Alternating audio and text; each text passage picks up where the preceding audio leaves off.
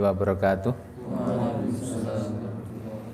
Alhamdulillah, salatu wassalamu ala rasulillah wa ala alihi wa ashabihi wa mawalah, la hawla wa la quwata illa billah. Rabbi syrah li sadri wa yassir li amri wa hlul 'uqdatam min lisani yafqahu qawli.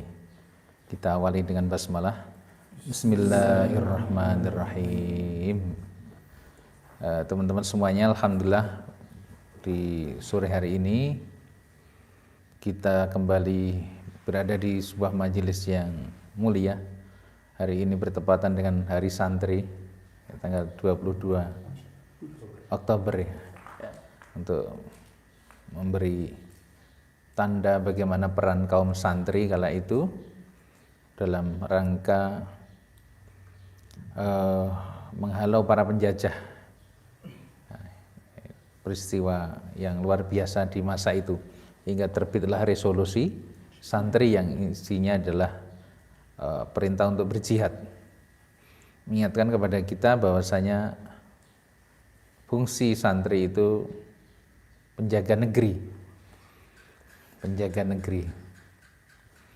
Maka orang-orang yang beriman kepada Allah Subhanahu wa taala tentu akan menjaga tanah kelahirannya agar tidak dikuasai oleh orang-orang yang zalim. Apalagi kalau jelas-jelas dikuasai, maka kewajiban dari orang-orang yang beriman adalah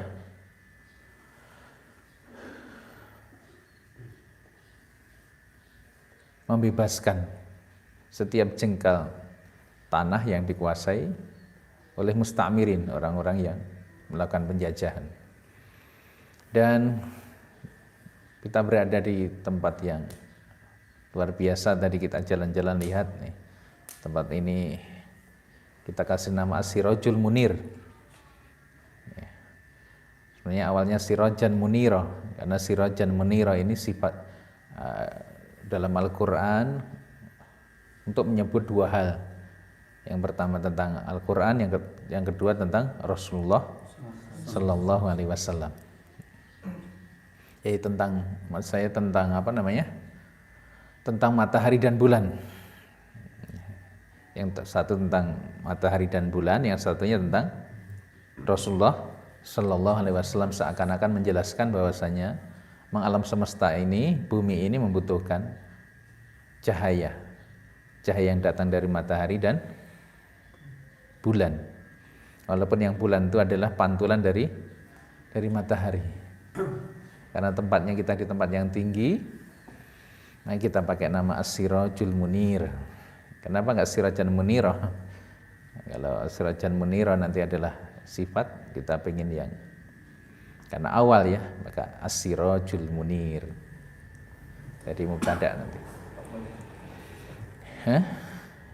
Ya begitu. Jadi teman-teman semuanya, alhamdulillah ini nanti akan dipakai dan antum akan banyak berada di sini nanti bersama saya.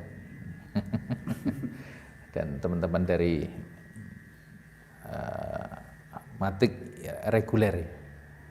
Insya Allah sudah dapat muridnya 60 ya, untuk putra. Putri kan repot antum nih. Jadi khusus putra. Kita doakan semoga yang membangun dan memiliki ide awal ini adalah keluarga Pak Hatta. Semoga senantiasa dirahmati Allah Subhanahu wa taala. Bermula dari pertemuan saya dengan beliau di tempat sini juga. Kemudian renggi opo iki panggonan kaya ngene iki. Dulu ini batu-batu besar, nggak ada orang mau beli karena jin buang anak katanya di tempat sini dulu. Dan beliau ketika jalan-jalan kok tertarik ya melihat, akhirnya dibeli. Waktu beli pun masih disalahkan oleh seluruh keluarganya. Kenapa beli kok di tempat yang kayak itu, seperti itu?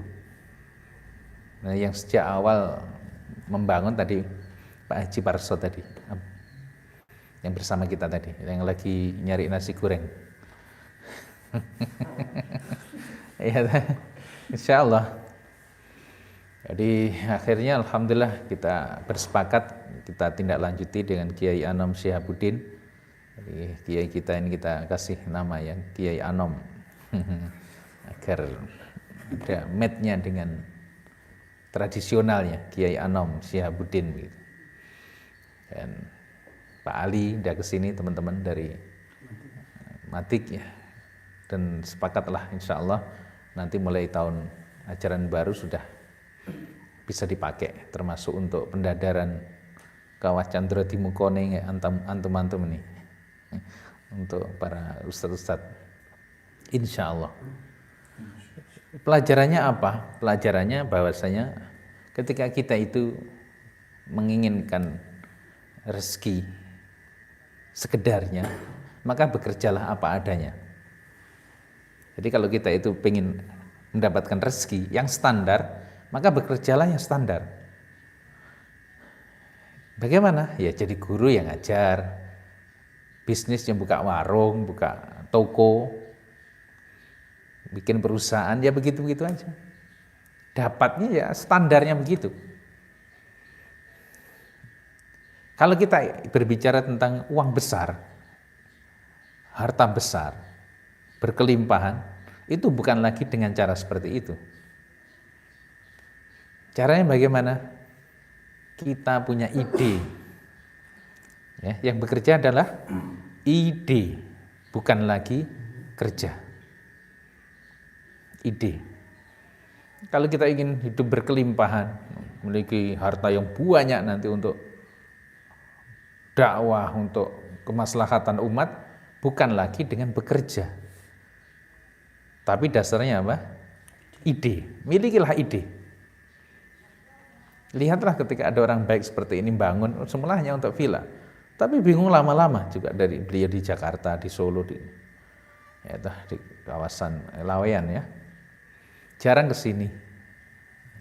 Terus untuk apa bangun seperti itu? Kemudian kita datang dengan ide. Nah, kita kasih nama sini ini nanti programnya Talenta. Tahfidz, leadership, dan entrepreneurship, talenta. Isinya 3 itu. Ya, pondok talenta. Kalau yang di atas kemarin namanya pondok pinter, pesantren entrepreneur. Kalau di sini talenta. Jadi nanti tamat dari sini bisa langsung ke pondok pinter. Karena itu tingkat untuk setelah SLTA. Ini kita sambungkan ini puzzle-puzzle ini. Itu soal ide. Orang punya sesuatu. Terus geopo mas ini, untuk apa tempat ini? Dan pantangan ketika antum bertemu dengan orang sukses, orang kaya. Karena Pak Hatta ini sebelumnya adalah anggota DPR Pusat ya, Dapil Solo, Solo Raya. Walaupun di sini tidak dapilnya sebenarnya. Misalnya ini aja. Yang ditanyakan adalah, you punya ide apa mengelola tempat ini? Hat rakyat, berikan pendapatmu. Subhanallah ketika kita sampaikan ide kita, udah langsung. Jadi ketika kita ketemu orang kaya, orang sukses, jangan pernah minta bantuan. No, itu pantangan itu. Jangan pernah minta bantuan kepada orang yang sukses, orang yang kaya, sekaya apapun. Lalu apa yang harus kita lakukan? Karena saya yakin antum akan bertemu dengan orang-orang seperti itu dalam perjalanan antum nanti, cepat atau lambat. Lantas apa yang kita sampaikan? Sampaikan, Pak, Bu, apa yang bisa saya lakukan untuk membantu Anda? Jadi jangan minta bantuan, tapi datanglah kita ke orang tersebut untuk membantu dia dengan program-programnya, dengan keinginan-keinginannya. Karena bisa jadi pada posisi orang-orang tertentu itu ingin melakukan hal-hal besar, tapi kadang-kadang bingung. Ya dek, saya punya duit, saya punya bangunan, saya punya tanah sekian hektar, tapi saya nggak tahu mau untuk apa. Ketika beliau dulu ingin, ya akhirnya kalau hanya untuk villa itu kurang manfaatnya, hingga beliau bangun seperti itu, kelas-kelas itu tadi. Masa villa kayak begini, kayaknya kurang besar manfaatnya. Beliau punya anak lagi perempuan, ya idenya wah kayaknya untuk pesantren khusus putri yang elit begitu. Makanya tadi 1 kamar 3 bed ya, hingga 1 blok tadi akhirnya 6, nanti dengan 1 musyrifah untuk tahfidz. Jadi muatnya hanya 24 itu. Setiap 6 anak dipegang oleh 1 musyrifah. Semula modelnya begitu. Tapi kalau di sini untuk putri, ya, keamanannya ini, keamanannya ini, ya. Tidak seperti itu, tidak mungkin terbuka seperti ini gitu loh. Kalau untuk putri kan, apalagi usia-usia sudah dewasa. Akhirnya bingung terus bagaimana. Saya itu tetap pengen punya pondok. Nah gitu kan. Disitulah kita datang dengan ide yang bikin beliau iktina, puas, senang dan tenang akhirnya. Apalagi dikawinkan dengan Iskarimah, selesai sudah. Ya memang awalnya ini kita pakai lah 5 tahun atau berapa nanti. Tapi biasanya orang-orang begitu akan menyerahkan. Ketika melihat semua jadi baik, hingga keluarga besarnya akan malah justru mensupport. Dan sekali lagi banyak orang kaya, di antaranya ingin punya lembaga tertentu, lembaga pendidikan atau pondok-pondok yang utama sekarang ini, tapi bingung, nggak punya ide, nggak punya konsep. Coba dalam waktu hanya beberapa menit itu deal mendapatkan amanah sebesar ini. Coba dinilai berapa itu. Anggaran untuk tadi bangunan 6x21 ya itu. Itu kemarin habisnya 800 juta. Itu bangunannya toh. Belum tanahnya, belum yang tadi joglo itu kan juga rencana untuk rumah kiai dan untuk tamu. Belum tanahnya, ini masjid dan sebagainya. Dalam waktu yang sangat singkat. Kalau diuangkan itu kan jumlahnya luar biasa. Bagaimana bisa datang seperti itu? Apa? Ide. Makanya tolong dibiasakan setiap kita nanti ketemu, ya mungkin kalau saya dulu setiap kali kami liqo dengan Mas Syayikh itu, mereka selalu mengatakan, saya lebih senang kalau setiap kali pertemuan antum memberi hadiah kepada kami.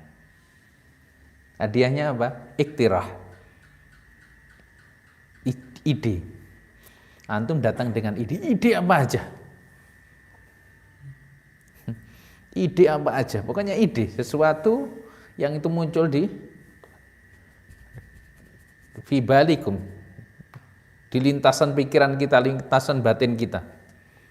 Maka dulu zamannya Soeharto, presiden, di antara menteri yang paling beliau sukai siapa? Harmoko dan beberapa menteri lainnya, tapi yang sangat ketara Harmoko. Beliau selalu di kantongnya ada kertas sama pena. Untuk apa? Mencatat ide. Lagi di jalan, wah muncul ide apa? Dicatat supaya nggak hilang. Karena hal-hal kecil, hal-hal besar itu munculnya dari ide sederhana. Tongsis tuh. Itu dari mana datangnya? Loh, dari mana anak? Dari mana tadi? Ya, oh. Hah? Nyusul siapa? Itu udah ikut tadi. Ini udah sampai sini tadi. Oh, ini foto anak tadi motornya enggak foto. Oh, didorong akhirnya.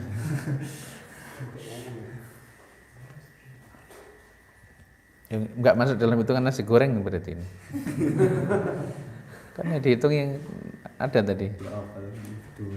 Nah, yang lain berarti bersama nanti ya. Iya. Triwan, 3 untuk Nanti 1 untuk 3. Dari mana? satu. Yang satu. Kok nyasar? Tadi kan udah sampai sini antum. Jadi pas kita mau naik itu tinggalnya ada ketemu perempuan. Kan di bensin tuh.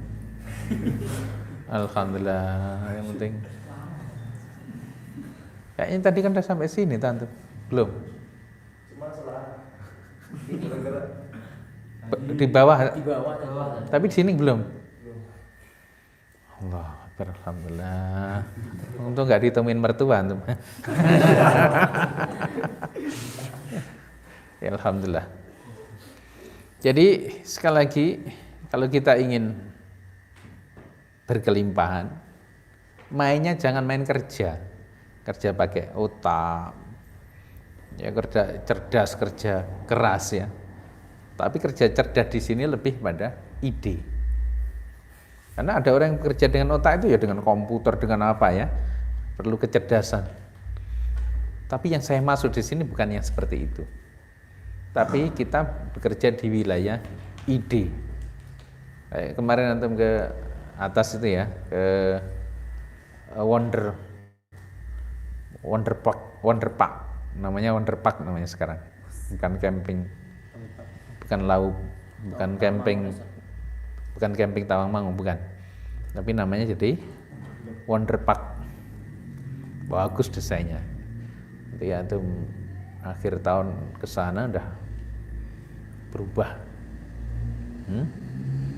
Itu semua tentang ide. Beliau menyampaikan ide menggarap tempat ini. Ya, dengan mengajukan dana 5 miliar mengalahkan mereka yang bawa dana sampai 50 miliar. Tuh lihat. Kenapa? Soal ide. Maka tolong antum sering latihan. Ingat setiap Kamis ya. Kamis begini, antum punya ide, sampaikan. Gagasan apa saja. Gagasan tentang apa saja.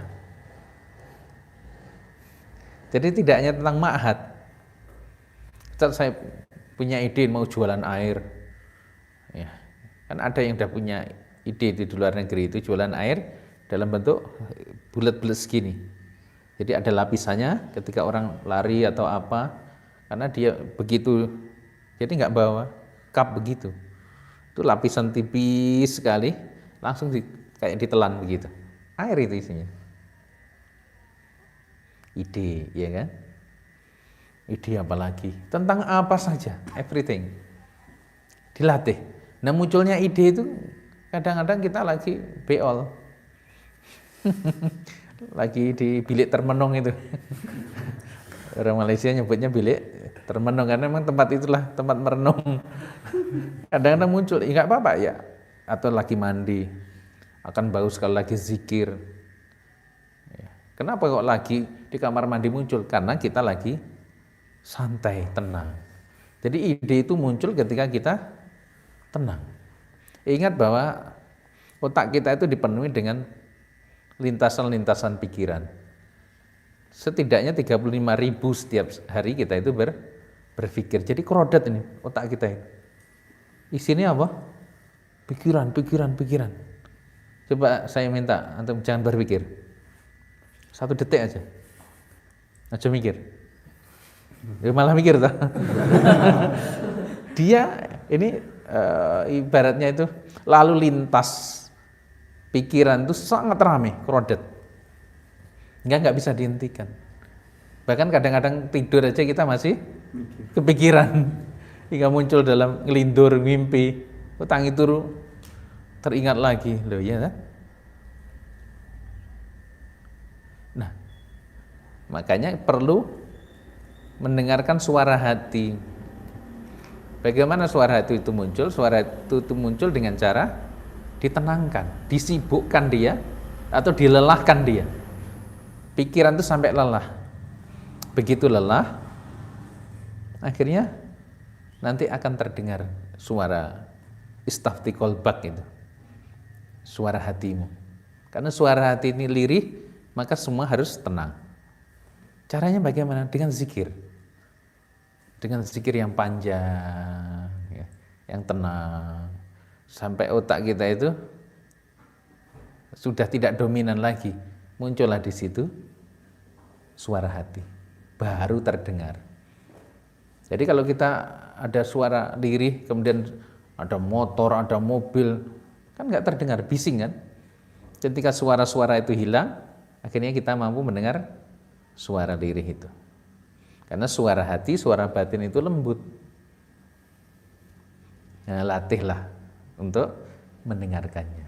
Kadang kita harus bersatu dengan alam, bersama gemericiknya sungai, ya toh? Desiran angin, ya, kita mampu mendengar sesuatu yang lirih dengan suara jangkrik, suara kodok, untuk mendengar alam. Kemudian nanti lama-lama kita mampu mendengar suara hati. Suara hati itu belum tentu kebenaran, tapi dia menunjukkan kita pada arah yang benar. Karena kebenaran itu sudah ada. Jadi suara hati itu mengarahkan kita pada kebenaran. Oh, nanti kamu ke sana ibarat. Jadi kebenaran itu ada di titik sana. Muncul di hati ini. Kamu ke arah sana, benar tersesat tadi. Ya, enggak tersesat, nanti ada suara hati, oh kamu ke sana aja. Kadang-kadang dalam hidup ini kita perlu apa? Mendapat apa? Suara hati, ya tak? Ini enak-enak dia. Saya mau kemana ya? Mau meneruskan kuliah di mana ya? Mau berkarir apa ya? Mau menikahkah? Atau mau kuliahkah? Mau ngerjakan apa ya? Mau bikin warung kopi kah? Bikin kafe, bikin resto? Atau saya mau bikin perusahaan apa? Itu kita perlu apa namanya? Suara hati. Nah, latih. Bagaimana cara melatihnya? Apa yang muncul pertama kali, ikuti. Ini misalnya Haris lagi gini. Haris tiba-tiba muncul, ayo ke Matirdo misalnya. Ikuti aja. Ikuti aja suara pengen ke Matirdo. Ngapain? Enggak tahu.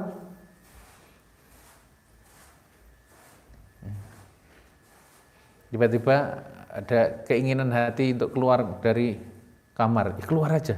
Nanti tiba-tiba ketemu dengan seseorang yang kita anggap kok kebetulan ya.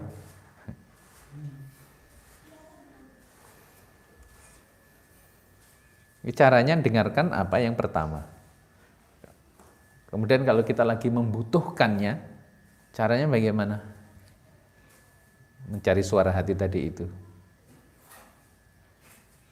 Pikiran harus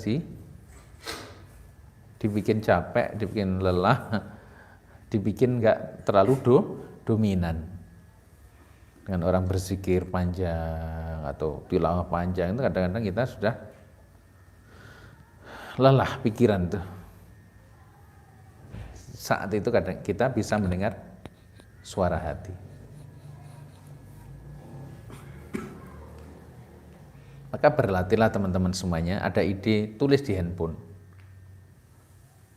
Karena selalu megang handphone kan.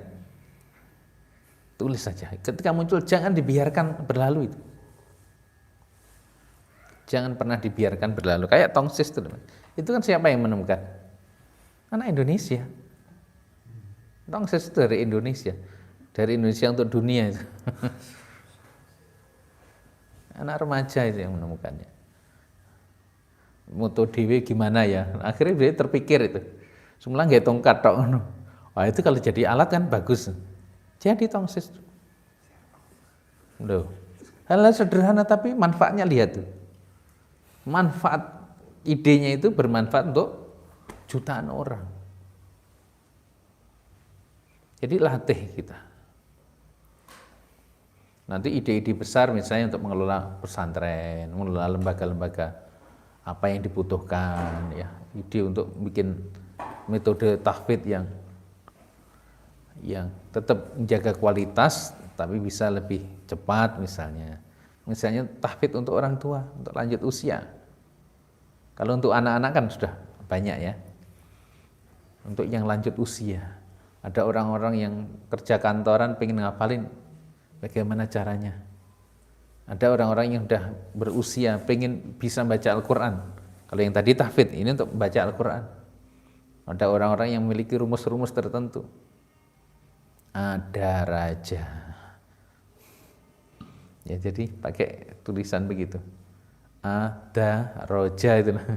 Jadi ada raja maha kaya.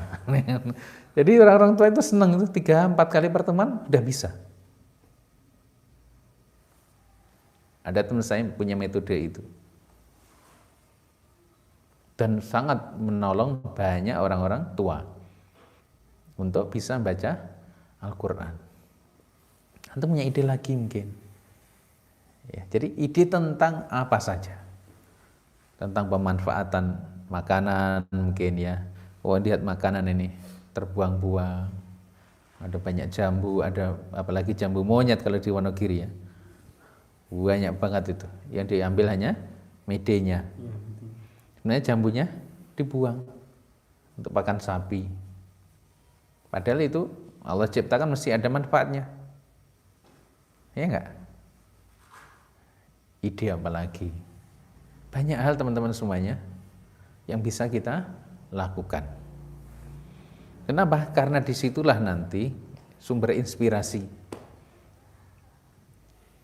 Kalau kita sudah melatih diri kita untuk punya ide, ya, maka kita tidak hanya memberikan inspirasi bagi banyak orang, tapi akan bawa manfaat untuk banyak orang. Bermula dari sebuah ide. Jangan mengecilkan sebuah ide. Siapa yang punya ide dulu bikin YouTube? Itu salah satu aplikasi yang memperpanjang umur kan, YouTube.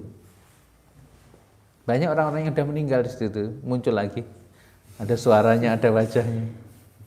Hingga saya mau rekaman untuk YouTube itu di-upload setiap pekan 2 atau 3 gitu ya.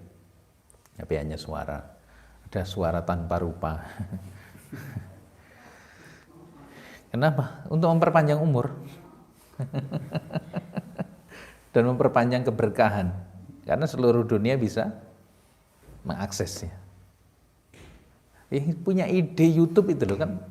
Punya ide Instagram. Yang punya ide bikin TikTok. Oh, itu. Dan sebagainya. Jadi teman-teman semuanya tolong nanti latihan.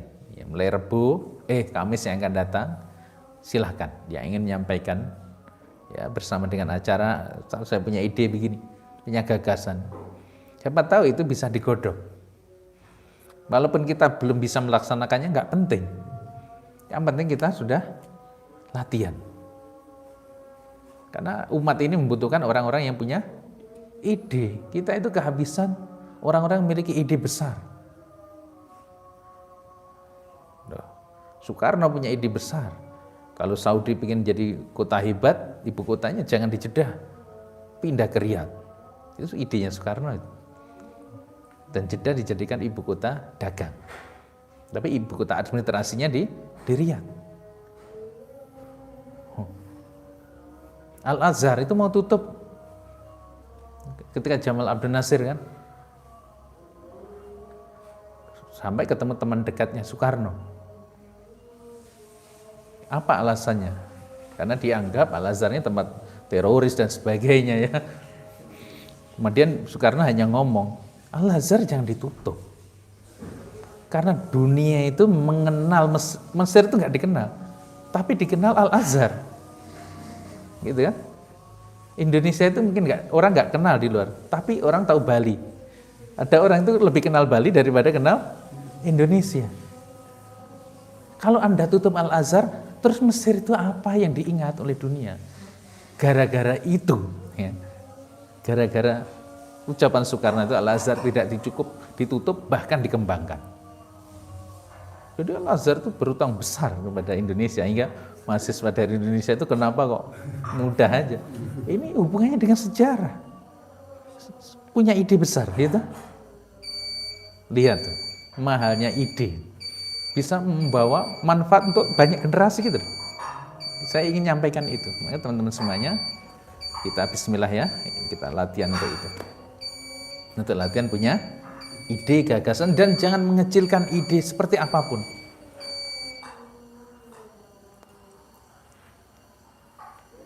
Insya Allah kita cukupkan sekian dulu pertemuan kali ini. Semoga bermanfaat untuk semuanya. Subhanakallahumma wa bihamdika asyhadu an la ilaha illa anta astaghfiruka wa atubu ilaik. Assalamualaikum warahmatullahi wabarakatuh.